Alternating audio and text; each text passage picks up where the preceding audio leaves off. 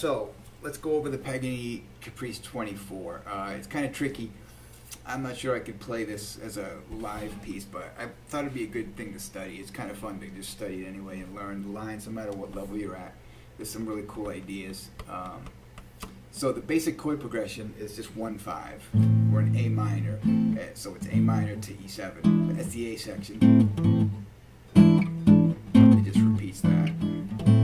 Then when it goes to the B section, it does a cycle of fourths, starting with the root, the A, but we change it to A7, kind of because we're going to the upper fourth, D minor, so the A7 pulls us to D minor, but it also creates an interesting sound to hear an A minor, and then it switches to A major, gives an interesting sound.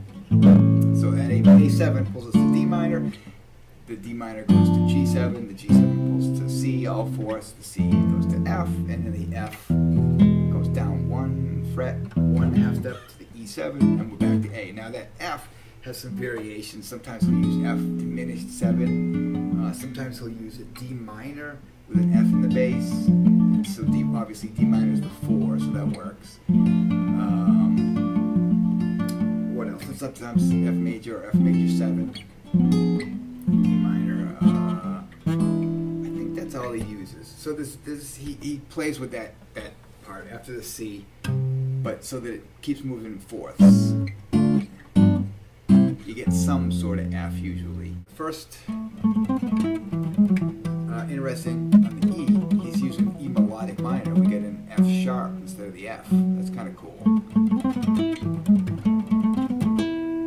So A to E7. And then the B section, A7, right away with the flat 9, walk into the third of D minor, G, root, down to the third of, so at every other chord he plays the third.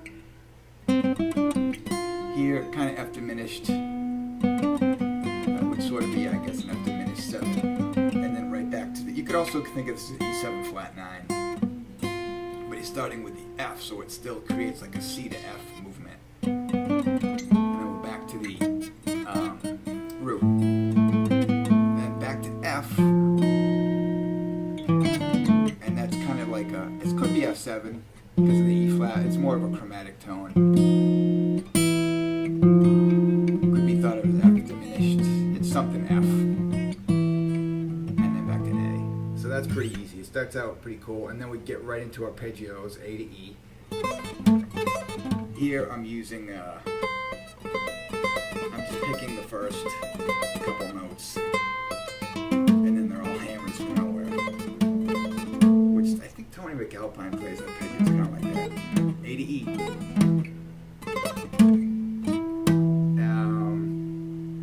And then A7. Here I'm using a string skip arpeggio, so if you was skipping the B string, pretty cool way to play major arpeggios.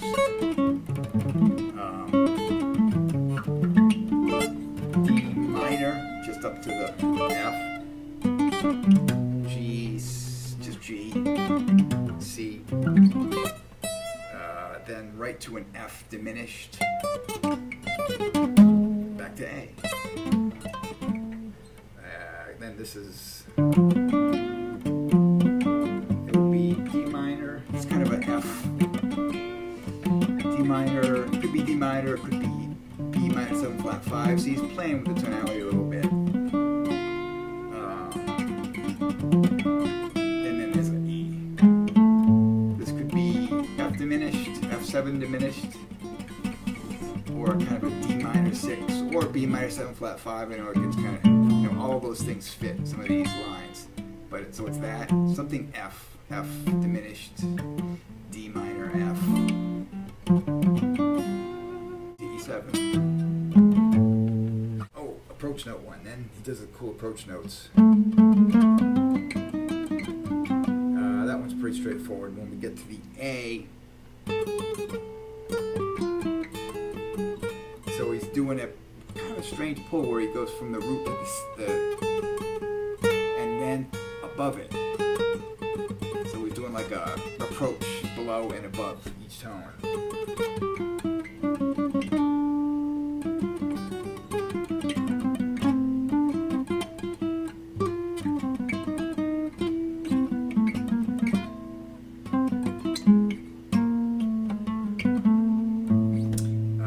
Then we slow things down a little bit.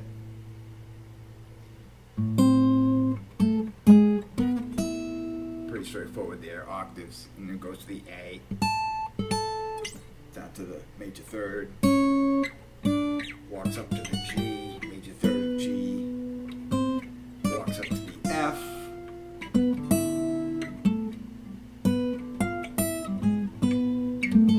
pretty straightforward. Now this one's cool. This is kind of like Flight of the Bumblebee. Just going chromatic, A. So I'm fingering it with from 4 notes here, and then jumping to the F here, stopping at the F sharp, picking it up over here. So you're walking from A down to E flat, and then an approach on the E. And once you get to the E, just down the arpeggio.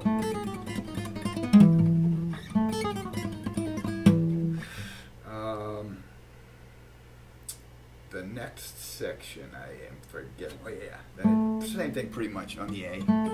Slightly, just changes up the notes a little bit. D, G, no, G to C. So an approach on the root. F, E, chromatic from F to A. To end things out. Oh, the octave thing. So this is cool. We're just going between the A and the G sharp. Now on the A, we're approaching the E from above, from the F. So we hit the A, F, E, then hit the A again, G sharp. Now we go up to the E from below it, from one step below it. It's just an octave. So on the A, we come down to the E. On the G sharp, which is E7, we go up to the E. And to repeat the bass note. So G sharp A. That's it. The B section, we start on the third of the A7, the C sharp. And then we play flat 9 to root up to the B. So now it's the third of A, C sharp, up to the root of D. And then we play the third, the E, F. We approach the third. Then we play the third of G, flat 9 root of C, and approach the third of C.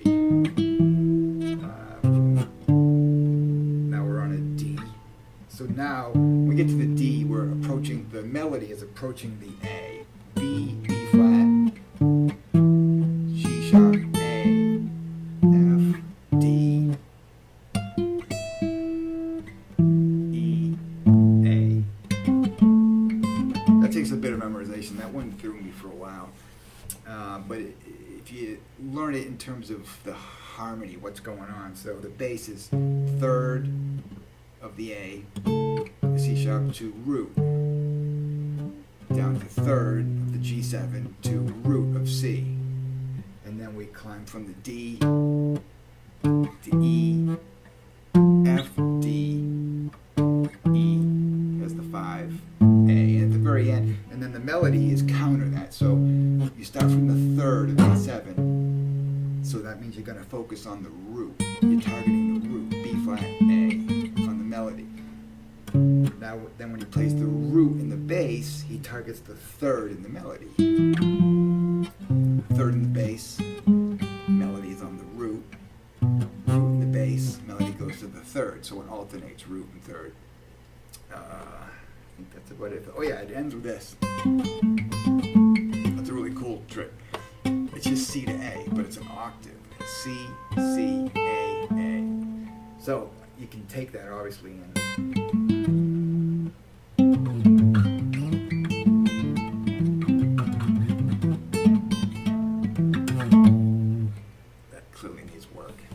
a good idea, practicing arpeggios instead of just single notes, octaves. So next is double stops, 2 notes in thirds, and that just goes on following the scale. The B section on that is the hardest thing to memorize. I had real trouble with this. I still do. It's basically, it goes from thirds, which is a cool, you hear a lot of jazz players use thirds like that. So if you're on an A minor chord, all this stuff will,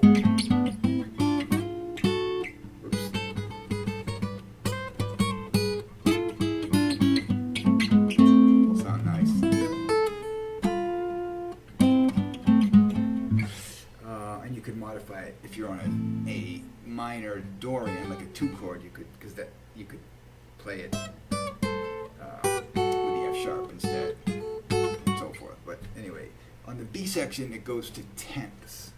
So we play the A in the root, and then the C sharp up an octave, which is 10 notes away from the root. So obviously the A to A is 8, and then 9, 10. Also used in Blackbird. Tenths, used in a lot of folk type stuff. And this is almost kind of like a folk variation, except it's played really fast, but I'm playing it slow. So tenths, and then it just moves,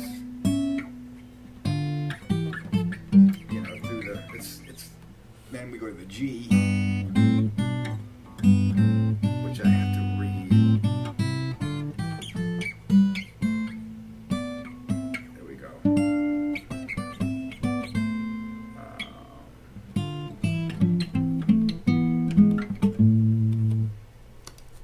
So it's mostly tenths, with the scale changes a little bit according to the chords. That's what makes it tricky to memorize. The first time through,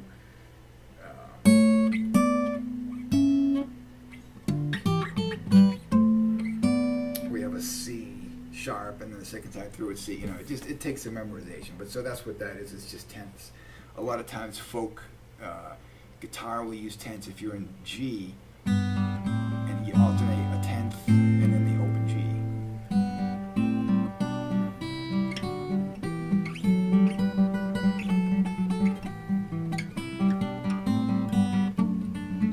As in Blackbird or something else too.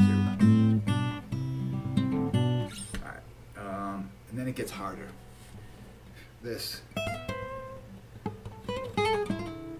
A to E. Straightforward enough, and then again A7 with the flat 9, a lot of flat 9s. This is easy to memorize when you figure out the chords. So A7, so that will mean the C sharp right there and a flat 9. And then this is D minor. I'll write like a D minor. There's the D and E. There's the 5 and the flat 6. Then a G. It's like a little G chord. There's the 3rd. Then to a C. That kind of outlines the C chord. And then there's the F octave. Octaves. There's an E. That's the E. That one was tough to. That one's tricky. All right, and I'm just using my first thumb and first finger. Thumb first. And so I rewrote this a little bit. On that part, I'm not skipping any strings. Originally, if you follow the music, you need to skip a string, but I changed it to just be 3 strings in a row, so it's easier to do this technique. It's always, there's no string skipping on the picking fingers. Whoops. That's not it. There we go, and it ends with an F7 to E. And then it switches switches to major, same kind of thing. D minor, G, C, and then this.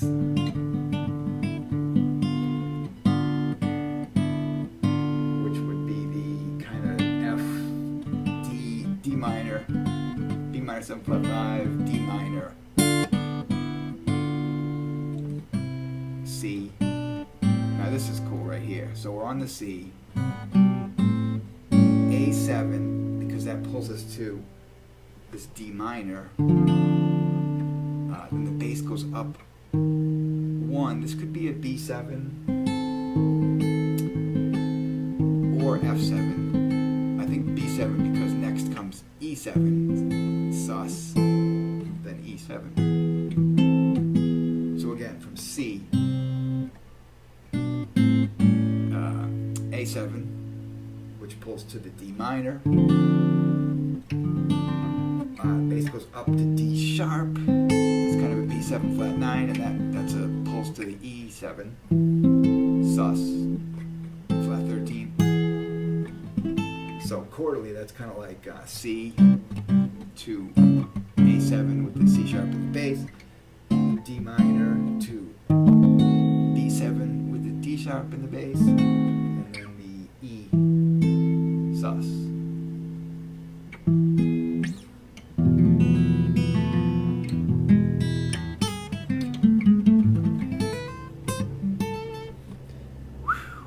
Alright, my favorite. This sounds cool on violin.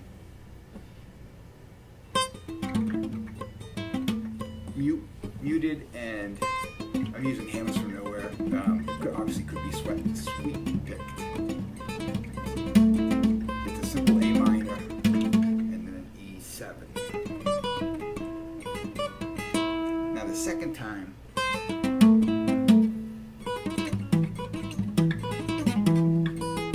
the E is doubled. So there's a lot of ways to, fix this, to do it, to finger it. One is just to pick the E twice.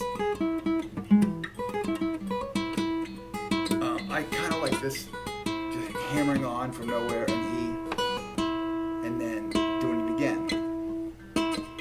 So you're kind of doing that.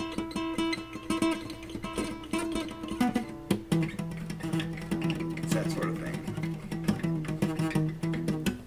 But just twice.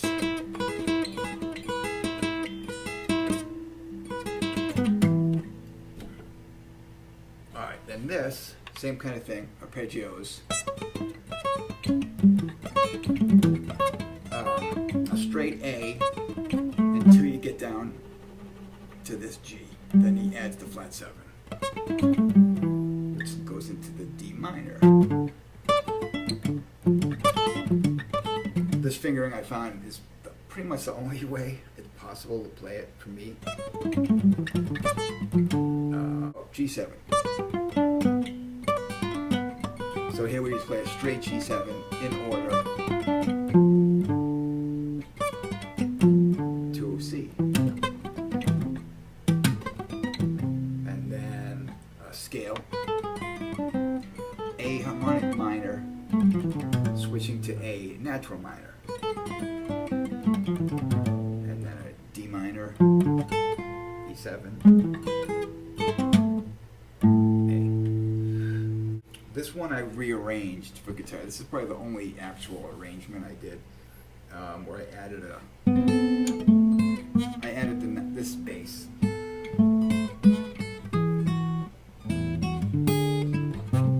So we get kind of a descending bass. B, A, G sharp, E, D, which pulls to C when we go to the A minor, C in the bass.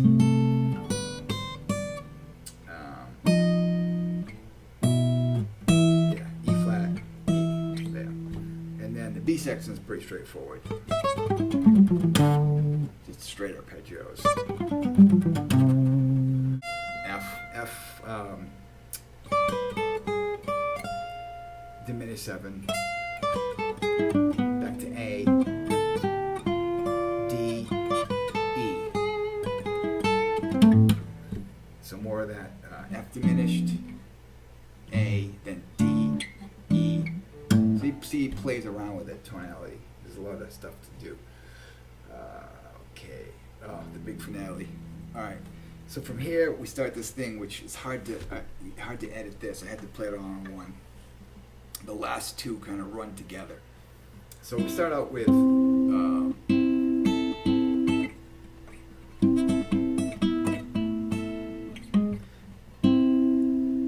thirds and fifths.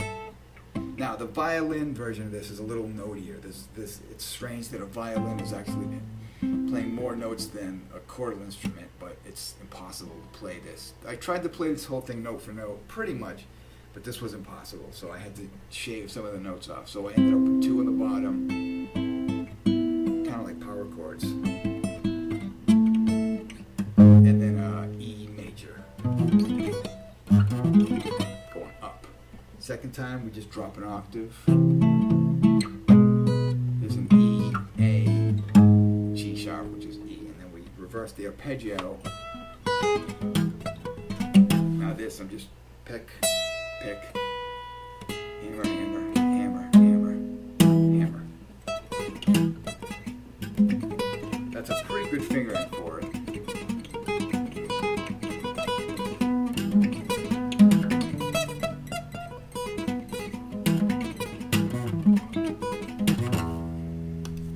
For a major arpeggio. Oh yeah. Now we switch to major. A chord with a C sharp in the bass, this kind of thing.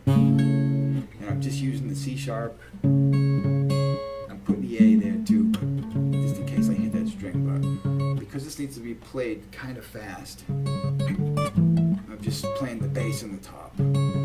D, A, D minor. And I can't get the high D on this, so I'm just harmonicking that D, which I obviously miss a lot of the time. So high D, kind of got it. C with the third in the bass. G, G, C, back to G with the fifth in the bass. C arpeggio.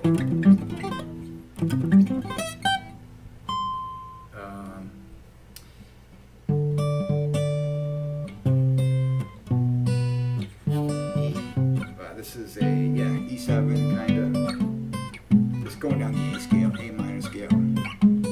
A, E, A,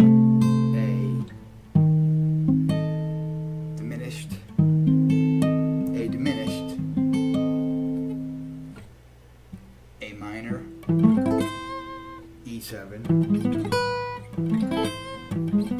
That's the coolest. I don't know what it is about that, but the way both arpeggios land on half step apart notes. Something about that sounds so cool. Alright, so we start out with minor, 1 A minor arpeggio. I'm fingering it so I can sweep and then do a hammer. And then skip the second string and do a first string A. The sweep is back at the end. Then A major, A minor, to A major, to D minor.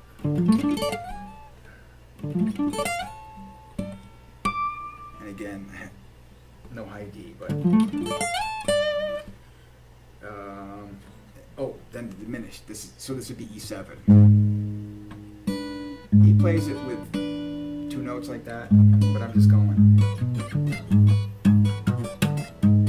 So that fits the E or F, but E7 diminished, or an F. It's technically an F diminished 7, but we think of it as E7. It's in jazz, that's still E7. I have a video on that if you don't understand that, but that's basically E7. So A minor, A major, D minor,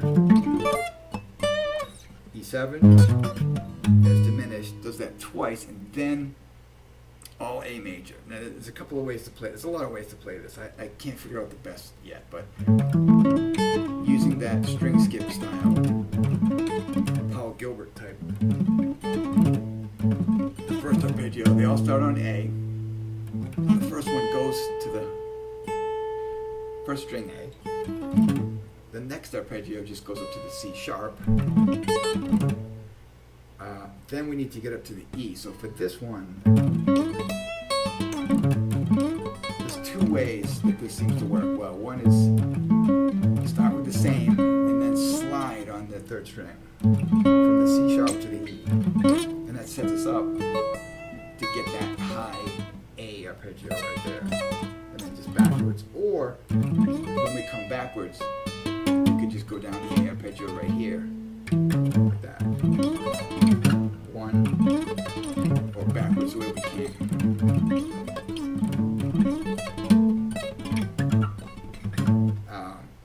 And then the final time, we have to get to the high A, which tapping works.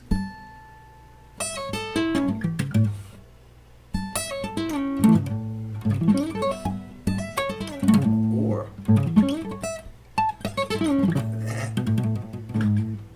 jumping up, you know. I'm not sure which way is faster. The tap is good, but I screw that up like 50% of the time. But doing the jump, there's a little delay. But either way, there it is.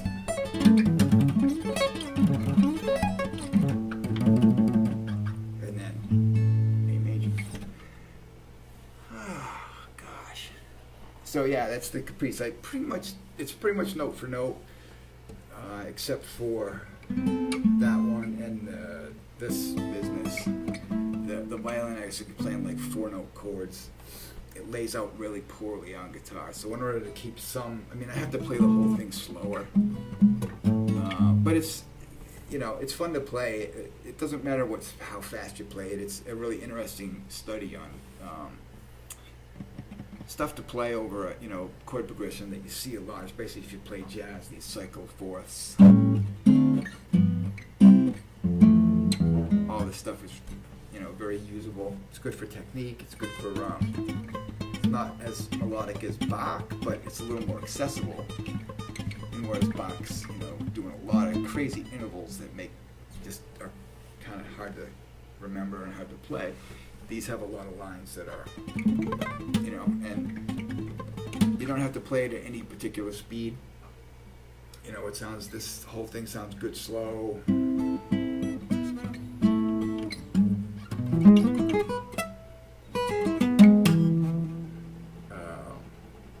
You know, and that's about it. Any questions, let me know. And there's another video where I play it. I haven't really watched that back yet. I hope it came out all right. I'm not sure if I could actually play this live. That's kind of a sketchy one. Anyway, yeah, let me know if you have any questions on this, on the technique or anything. And if not, we'll see you next time. Happy practicing, and please subscribe. And time for some Zeppelin.